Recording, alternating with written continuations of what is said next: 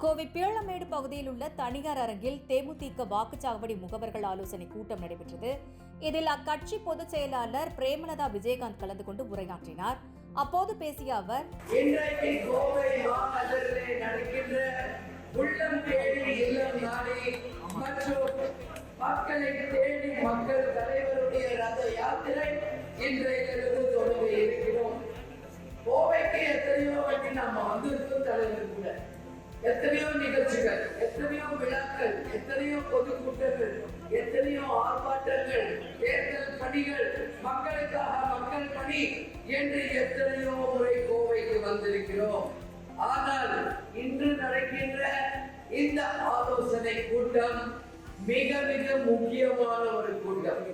வருகின்ற 2026 தேர்தலுக்கான ஒரு முன்னோட்டமாக நமது பூத் கமிட்டிகளை அமைத்து BL2 ஃபார்ம் முடிச்சு கலெக்டரிடம் ஒப்படைச்சு ஒப்புதல் ரசீது பெற்று அனைத்து பூத்துகளிலும் நமது பூத் முகவர்களை அமைத்து அவர்களுக்கான ஆலோசனை கூட்டம். இந்த ஆலோசனை கூட்டத்திலே கலந்து கொண்டு உங்கள் அனைவரையும் சந்திக்கிறதில் உண்மையில் நான் மகிழ்ச்சி அடைகிறேன்.